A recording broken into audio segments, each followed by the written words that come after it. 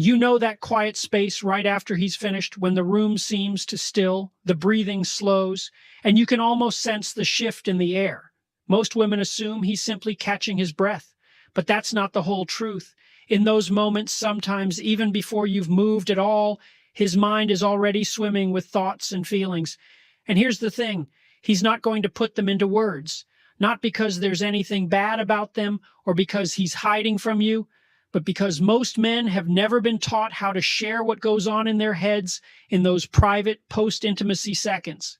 Instead, he notices, he feels, he processes quietly, and in that stillness, he makes silent decisions about you and about the connection you share.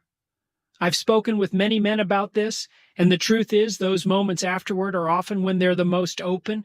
His body might be loose and relaxed, but his emotions are paying attention to things you'd never expect. He's picking up on the tiniest details, the way your hand rests on him, the expression in your eyes, the atmosphere between you, and whether you're aware of it or not, those small things can shape the way he remembers everything that just happened. This is where a lot of women overlook a powerful opportunity. Many think the big moment is the act itself, but in reality, the emotional impression is often made after. That's when you have the chance to make him feel safe, wanted, and treasured, or unintentionally leave him feeling like just another guy. So what is he actually noticing when you're lying there next to him? When you think he's zoning out, what's really happening in his head? One of the most underestimated yet powerful things you can do after is the way you touch him. In that instant, his body has just shifted from tension and adrenaline to release. Before, every nerve was alert. Now, it's as if someone turned the lights down low inside him. His muscles loosen, his breath slows, and he's in a rare, tender state that doesn't last long. That's when your touch can speak volumes without you saying a word. If you roll away, reach for your phone, or start fixing your hair right then, the absence of your touch is felt immediately. Even if he doesn't label it as rejection, it lands somewhere deep. It's like the warmth was there and then suddenly gone. Men notice that. They might never bring it up, but it stays with them. On the other hand, if you stay close, even in a gentle and subtle way, you create an unspoken comfort. Resting your hand over his heart, letting your fingers drift lazily along his arm, drawing small shapes on his skin, or pulling yourself nearer. These simple gestures tell him without words, "I'm still here with you." That's huge, because he's not just feeling your touch. He's sensing the emotion behind it. Whether it's soft, reassuring, playful, or distant, the energy matters more than the action. Think about how touch works in daily life. It's usually quick, functional, or distracted. A handshake, a pat on the back, a quick hug. This is different. This is the one moment where it's not about doing something or meeting an expectation. It's about simply being there. When you use this time to touch him with real affection, it creates a striking contrast that stays in his memory. Men, whether they admit it or not, are always scanning for emotional safety, especially after being that vulnerable. Your touch right then is one of the clearest signs he can receive. If it's warm, lingering, and unhurried, he feels more than just the guy you were with physically. He feels chosen, valued, and seen. It can change the way he recalls the whole experience. You could have an amazing connection during the act, but if the after moment feels cold, the memory shifts. And the reverse is true. Even if the physical side wasn't perfect, a deeply connected after moment can make the night unforgettable.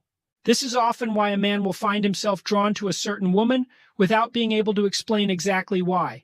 It's the way she made him feel in those quiet, unguarded moments when nothing else in the world existed except them. The next time you're there, think about the message your touch is sending. If it could speak, what would it be saying? Because he's paying attention, not with his ears, but with every part of him. And if your touch tells him he's safe, wanted, and that you're still there, you've given him one of the most irresistible feelings a man can know. Right after, there's another thing you might not even realize you're doing, but he picks up on instantly. The look in your eyes. Our brains are built to read micro-expressions, those fleeting changes in the face that reveal emotions in less than a second. Even if we don't consciously register them, we feel them. Men, despite the stereotype that they miss these cues, are often extra sensitive to them in those moments. Why? Because whether they acknowledge it or not, there's a subtle vulnerability right then. The act is over, and now he's looking for unspoken answers. Did she enjoy it? Does she feel close to me? Was this meaningful for her? And the first place he looks for those answers is your eyes. The power here isn't about looking perfect or creating a movie scene gaze. It's about being genuine. If you're really feeling happy, content, or even playfully mischievous, that truth will show in your eyes, and that's what makes it matter. But if your eyes look far away, distracted, or like you've mentally stepped out, he will notice. Even if that's not what you mean to communicate, his mind will store that image. And once it's locked in, it's hard to undo. The look you give him right after is like the final frame of the story. It's the emotional bookmark he keeps. Everything else could have been perfect. But if that last moment feels distant, it changes the memory. On the other hand, when your eyes say, "I'm glad it was you," or "I feel close to you," he's not just remembering the physical connection. He's holding on to the emotional one you've just confirmed. That's when intimacy shifts from something his body felt to something his heart holds. This is why you'll hear men say, "I can't stop thinking about her," without fully knowing why. Often, it's because of those micro moments, that split second where your eyes told him he mattered right then. You don't need to force it or act. Just be present enough to let whatever you truly feel show. Maybe it's a soft smile, a longer glance, or a playful spark that says, "Yeah, we both know what just happened." Whatever is real, let it be visible. Men notice. They remember.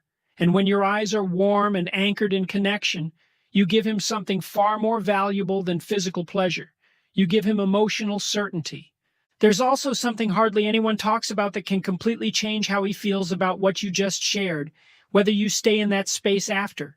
For a lot of people, the event feels done once the peak is over. But emotionally, that's often when the richest part can unfold. Those minutes afterward are like a soft landing. The high is still there, the tension is fading, and the two of you are in a pocket of connection that doesn't exist in any other part of life. Too often, couples skip right past it. One person gets up, the other reaches for their phone, or they jump into a casual conversation about something unrelated. And just like that, the connection falls flat, like letting a balloon drift to the floor. Men notice whether you stay there or not.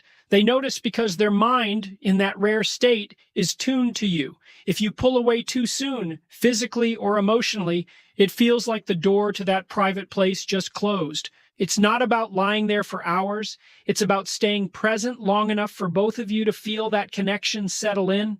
That can mean resting your head against him, tracing your fingers along his arm, or simply lying together in comfortable silence. Those moments say, without words, "This matters, we matter." And when you give him that, you leave him with something he'll carry long after the night is over, the words he doesn't say out loud. It's holding back the urge to move away, and instead letting yourself simply be there. And here's the deeper truth. Men might not openly ask for this because they don't want to seem needy, but many secretly crave it even more than the act itself. That afterglow is when he feels the most emotionally connected to you. It's the difference between sex feeling like a quick exchange and sex feeling like a shared, meaningful experience. Think about how rare that kind of stillness is in daily life. We're always rushing, always distracted, always scrolling, but in those few quiet minutes, there's no schedule, no noise, no roles to play, just you, him, and the warmth between you.